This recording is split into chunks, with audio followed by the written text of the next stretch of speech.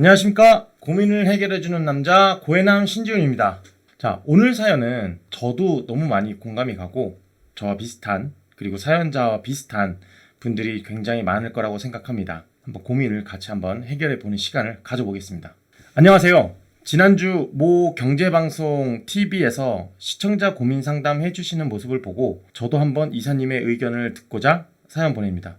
저는 부산 남포동에 거주 중인 54세 54살 평범한 자영업자입니다. 22살, 20살 두 딸과 그리고 평생 반려자와 지극히 평범하게 살고 있습니다.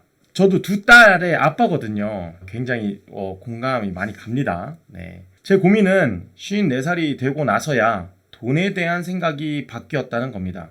그 계기가 된 것은 어느 날 첫째 딸이 그러더군요. 자기 친구 부모님이 서울에 집을 3년 전에 자기 이름으로 샀는데 그 집이 가격도 많이 오르고 곧 아파트가 될 것이라며 너무 좋아했다라는 겁니다. 그 말을 듣는 순간 제 머리를 뭔가 세게 맞은 듯 충격을 받았습니다.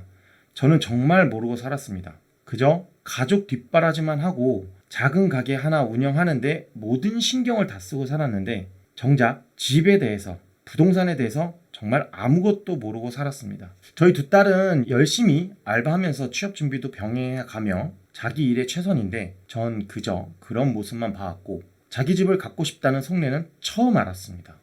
첫째는 금융업 일을 배우고 싶어 하고 둘째는 패션 관련 일을 하고 싶은데 둘 다 서울에서 직장을 원합니다. 서울로 두 딸을 올려 보내면 그저 작은 전셋집이나 월세집만 생각해서 집을 소유한다는 것은 전혀 생각지 못했습니다. 두 딸에게 지금이라도 집을 사주는 게 맞는 것인지 아니면 전셋집이나 월세집을 구해서 돈을 더 모아서 좋은 집을 장만해 주는 게 맞는 것인지 알려주세요. 전 재산 3억 8천만 원이 전부입니다. 가족들을 위해 피땀 흘려 모은 돈 아깝지 않습니다. 저 같은 사람을 불인이라고 부르더군요. 쉽게 알려주세요. 고민 해결 바라봅니다. 3억 8천만 원 정말 많이 모으셨네요. 저는 어떤 분들이 오시더라도 투자를 하겠다, 내 전 재산이다. 저는 투자금의 60%에서 70% 정도만 사용을 하세요. 그리고 나머지는 돈을 분할을 해서 단기 적금 상품이라던가 이렇게 해서 이자라도 조금씩 불려 가실 수 있게 도와드리거든요. 왜냐면 다른 좋은 집, 내가 원하는 집, 그런 집이 나왔는데 내가 지금 돈이 없으면 갈아타기를 못하잖아요. 그래서 저는 혹시 모를 일에 대비해서 일부 자금은 마련을 해 놓으시라는 거죠. 첫째는 금융업이고요. 둘째는 패션 관련한 일이라고 말씀하셨어요. 상급지로 한번 생각을 해보자고요. 상급지로. 자, 금융업이라고 하면 우리 대표적으로 여의도. 패션은 굉장히 핫한 곳이 저는 사실 성수동이라고 생각을 하는데 동대문까지 한번 볼게요. 지금이라도 집을 사주는 게 맞다라고 생각이 들어요. 그 이유까지도 지도를 보고 지금 현재 정책 기조와 이런 것들을 같이 말씀을 드릴 테니까 판단을 한번 해보세요. 저는 제가 이렇게 하는 게 최대한 최선의 방법이라고 생각을 해드리는 거예요. 자, 지금 보시면 첫째는 여의도에서 근무를 하는 거고요. 둘째는 성수동이라던가 동대문 이쪽에서 근무를 하는 걸로 가정을 해볼게요. 자, 보세요. 지금 정책 기조와 정부의 방향성은 뭐냐면 정부는요, 아파트를 공급해주겠다라고 말을 하고 있어요. 250만 호 플러스 알파거든요. 자, 이 이야기를 원희룡 국토부 장관이 정부 출범 100일 이내에 이거에 대한 플랜을 가져오겠다라고 발표하겠다라고 한 거예요. 자, 그러면 아파트를 공급을 최우선적으로 특히나 이 아파트 공급을 어디에다 하느냐? 도심 내 공급을 하겠다라고 한 거거든요. 자, 우리가 알고 있는 도심이 어딘가요? 종로, 중구, 영등포, 여의도, 강남 이 3도심이거든요. 저는 이 3도심 내에 공급이 집중될 거라고 예상을 해서 지난번부터 계속 말씀을 드렸던 거예요. 자, 그렇다면 여의도와 동대문 있는 이 지역 내에 어디를 들어가야 될 거냐? 사연자분이 3억 8천만 원이 있다라고 했지만 이 돈을 다 쓰지 말라고 말씀을 드렸고 맥시멈으로 쓸 수 있는 금액을 말씀을 드릴게요. 2억에서 2억 5천만 원만 가용을 하세요. 충분히 이 금액으로도 두 자매가 거주할 수 있는 곳을 찾을 수가 있습니다. 그 2억에서 2억 5천만 원을 투입을 하게 되면 대출을 조금 받으셔야 돼요. 대출을 조금 받으세요. 어차피 둘 다 일을 해서 갚으라고 하시면 돼요. 엄마 아빠가 처음엔 도와줬지만 그거에 대한 자립, 그것도 키워주셔야 돼요. 부모님이. 이런 플랜으로 한번 짜 드릴게요. 이렇게 들어갈 수 있는 곳을. 첫 번째 지역은 저는 공덕역 일대를 한번 눈여겨보셨으면 좋겠어요. 염리동, 아현, 뉴타운 이렇게 있는 그 지역 가운데 있는 곳이거든요. 나중에 아파트가 될 자리가 있습니다. 지금은 사실 노후주택가로만 이렇게 형성되어 있고 사실 신축도 별로 없어요. 이 지역을 조금 유심히 봤으면 좋겠어요. 왜냐면 자 5호선을 이용하면 바로 건너편 한강만 넘으면 여의도를 이동할 수 있고요. 2호선 이동하게 되면 신당, 동대문 여기를 이용할 수가 있어요. 그리고 성수까지도 2호선을 타면 성수까지도 가거든요. 그러니까 둘째도 동대문을 가던 성수를 가던 이용이 가능합니다. 이동이 조금 수월한 곳 공덕을 첫 번째로 제가 말씀을 드리고요. 자, 두 번째로는 당산역 일대를 한번 좀 눈여겨보셨으면 좋겠어요. 선유도역과 당산역 일대 요 사이 여기는 이제 양평동도 들어갈 거고 당산동도 들어갈 거예요. 조금 더 멀리 본다고 하면은 영등포 구청역까지도 이렇게 보셨으면 좋겠어요. 이쪽에서도 사실상 아파트가 굉장히 많이 들어가고요. 그 다음에 청년주택도 많이 들어가고 최근에는 선유도역 인근으로 IT 센터가 조금 올라가는 것 같더라고요. 그리고 물레동도 사실 이제 재정비 촉진지구가 지금 많이 지정돼 있어서 사실 이쪽도 많이 지금 압력을 많이 받고 개발을 하고 있거든요. 그리고 여기 같은 경우는 9호선으로 또 여의도를 바로 이용 가능하고 2호선을 타고 바로 동대문과 성수를 또 바로 직행으로 갈 수 있는 2호선이 있잖아요. 여기도 조금 많이 보셨으면 좋겠어요. 금액적으로 보면은 공덕이 조금 더 비싸요. 공덕역 주변이. 당산역 주변이 조금 저렴하긴 하지만 제가 왜 조금 비싼 것을 먼저 들었냐. 사실 개발 호재나 이런 것들 GTX가 들어오고 주변에 아파트가 조금 더 빨리 진행할 수 있는 곳은 공덕이 첫 번째.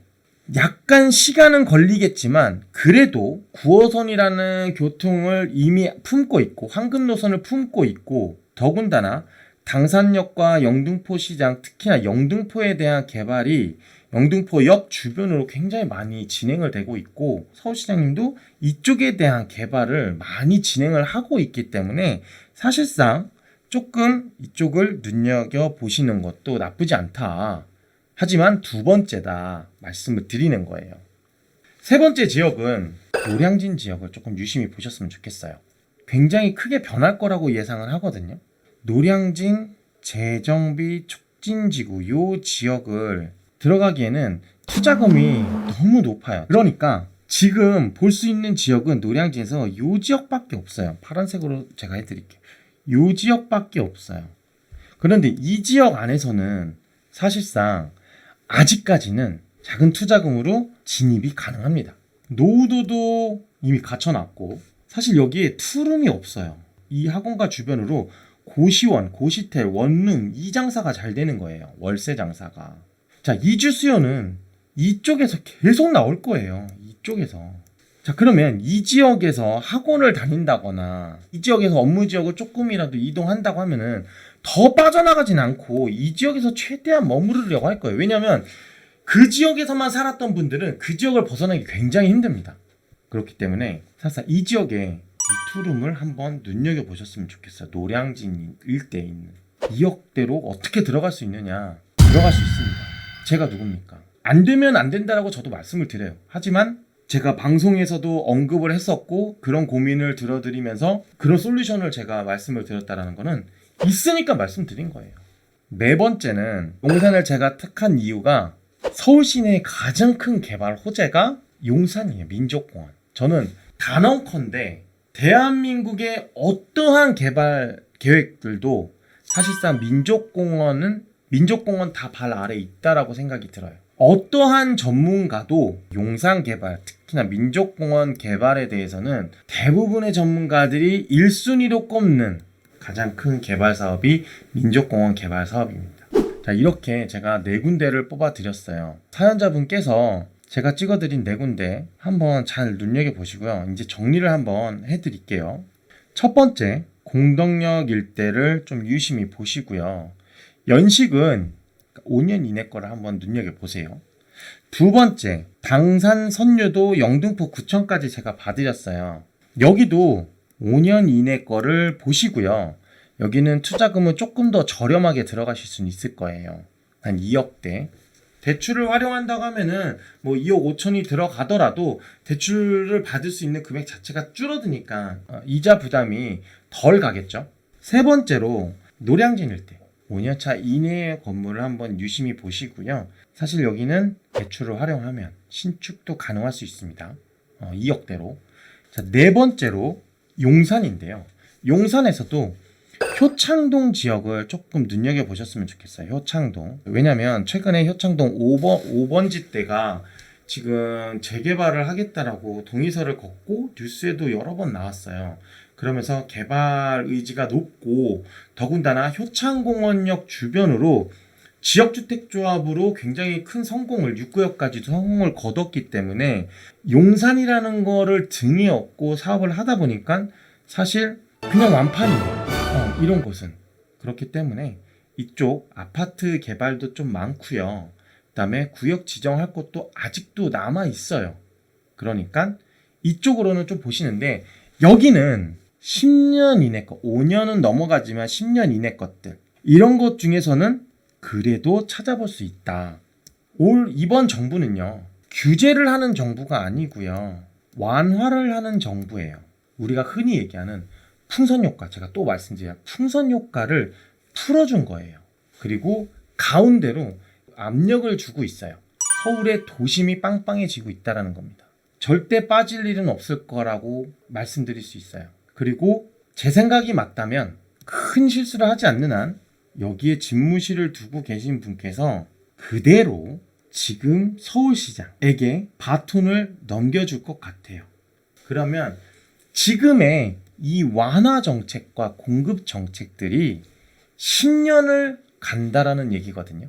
자, 지금 정부가 완화를 하면서 도심에다가 공급을 집중하고 개발을 계속해서 진행을 한다면, 자, 앞으로는 가운데로 들어오고 싶어도 못 들어오는 상황이 당장 내년부터라도 이루어질 수 있습니다. 지금이 아니면 못 들어올 수도 있다라는 거예요.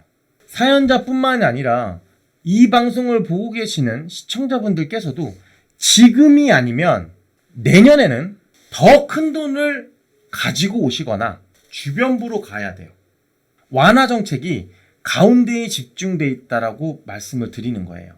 자, 사연자분, 제 딸이라면 부동산을 하는 입장에서 정말 고민을 많이 하고 제가 최대한 한번 맞춰가지고 지역을 이렇게 4군데를 선정을 해봤어요. 용산 같은 경우는 누가 뭐라고 해도 단연컨대 대한민국 투자 1순위 지역 아닙니까? 저라도 넣고 싶은 곳이니까. 그래서 사연자분께서도 조금 도움이 되셨으면 좋겠고요. 따님분들하고도 얘기를 해봤으면 좋겠어요. 정말 간절히 원할 수도 있는 거잖아요. 그러니까 한번 가족분들하고 진지하게 상의를 해보시고 만약에 도움이 필요하면 가족분들 전부가 올라오셨으면 좋겠어요.